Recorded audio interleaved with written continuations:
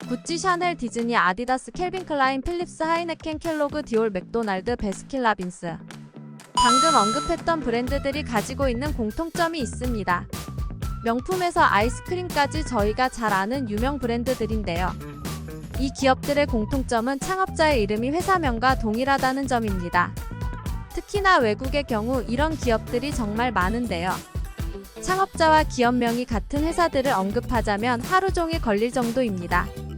반대로 우리나라에선 유한양행이나 종근당 정도를 빼면 기업명이 동일한 경우를 찾아보기 정말 드뭅니다. 이렇게 외국에선 동일한 경우가 많지만 한국에서는 적은 이유가 뭘까요? 현재 역사상 창업자의 이름과 기업명이 같은 첫 사례를 정확하게 알 수 없고 최초의 기업 또한 마찬가지입니다.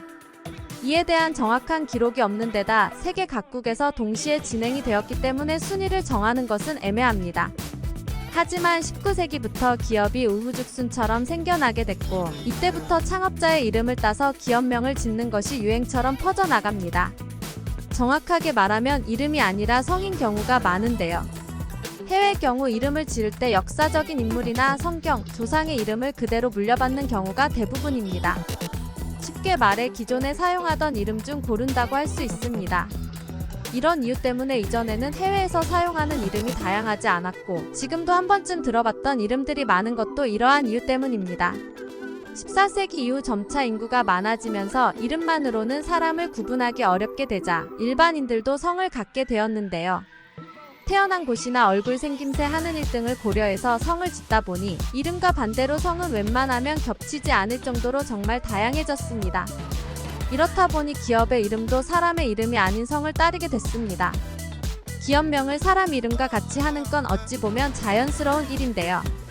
이전 19세기만 해도 지금과 같이 규모가 큰 대도시를 찾아보기는 쉽지 않았습니다. 앞에서 언급했던 것처럼 지금은 기업명만 말해도 누구나 알만한 유명 기업들도 사실은 작은 마을에서 시작된 경우가 많았죠. 같은 지역 사람들이라면 누가 누구인지 모두 알 정도로 규모가 작은 마을에선 굳이 업체 이름을 따로 지을 필요도 없었습니다. 앤더슨의 이발소나 브라운의 빵집 등 아주 자연스럽게 불리면서 사람 이름은 곧 상호로 여겨지게 됐죠. 이름과 상호명이 같은 경우 친근하고 가족 같은 느낌을 주었기 때문에 장사가 더 잘 되는 장점도 있었습니다.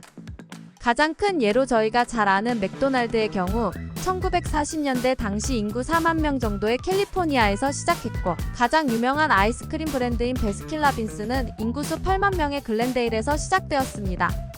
지금처럼 유명해지기 전이지만 해당 동네에서만큼은 이미 큰 기업과 같은 인지도를 가지고 있었던 것이죠. 이런 식으로 하나둘 만들어지던 기업들은 점점 가족이 운영하는 회사로 성장해 갔습니다. 이런 경우 창업자의 이름과 동일한 기업은 더 큰 역할을 하게 되는데요. 예를 들어 기업 운영에 참여하는 가족 구성원 간의 유대관계를 형성할 수도 있고 사람들로 하여금 기업체의 신뢰성을 높여주는 역할도 했습니다. 하지만 뭐니뭐니 해도 해외에서 창업자의 이름을 기업명과 동일하게 하는 가장 큰 이유는 바로 그들의 평판이나 유명세를 잘 활용하기 위해서입니다.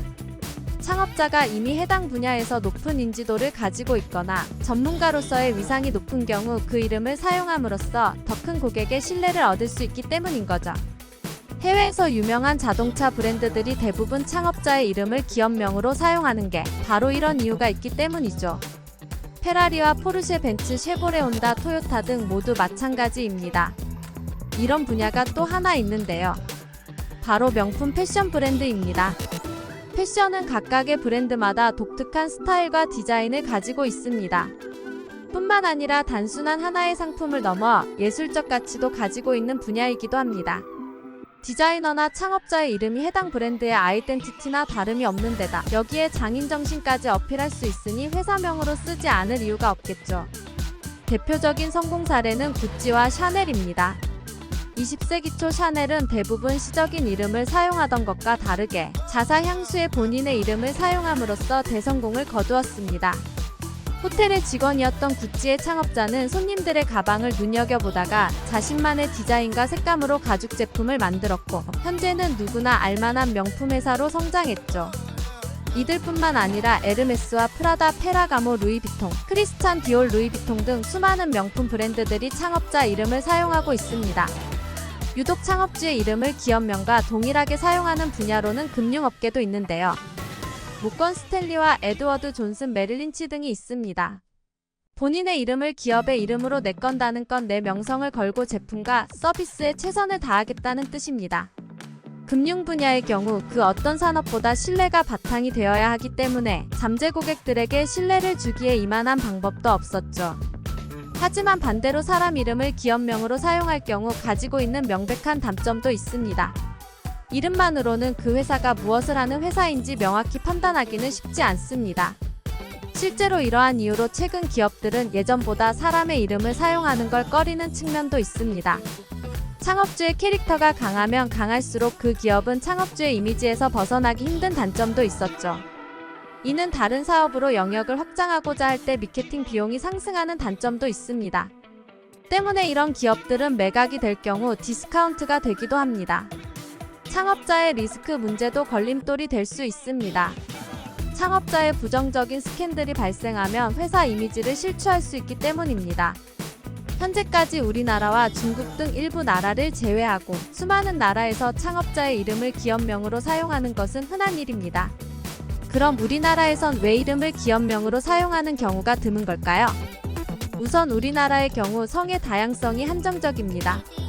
공식으로 등록되어 있는 성은 약 5,000개 가량이지만 여기서 실제 사용하고 있는 성은 고작 200개 정도뿐입니다. 더군다나 대부분의 성은 이름절입니다.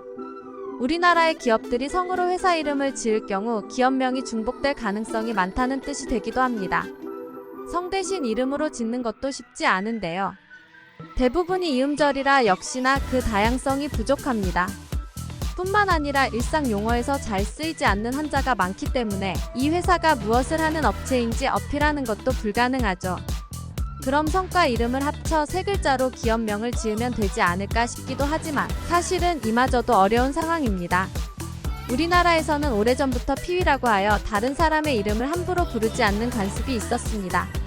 때문에 이름 대신 자나 호 같은 별명으로 주로 불리기도 했죠. 이러한 관습은 현재도 이름 대신 직함으로 부르는 문화 속에 남아 있습니다. 뿐만 아니라 우리나라에서처럼 한자 문화권에서는 어른의 이름을 함부로 부르는 것은 예의에서 어긋나는 일입니다. 기업을 물려받는 후세가 회사 이름을 언급할 때마다 아버지나 집안어른의 조남을 함부로 불러야 하니 난감할 수밖에 없는 것이죠.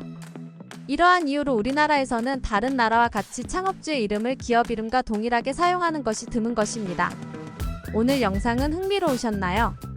여기까지 세상에서 일어나는 모든 일을 전해드리는 세상만사였습니다.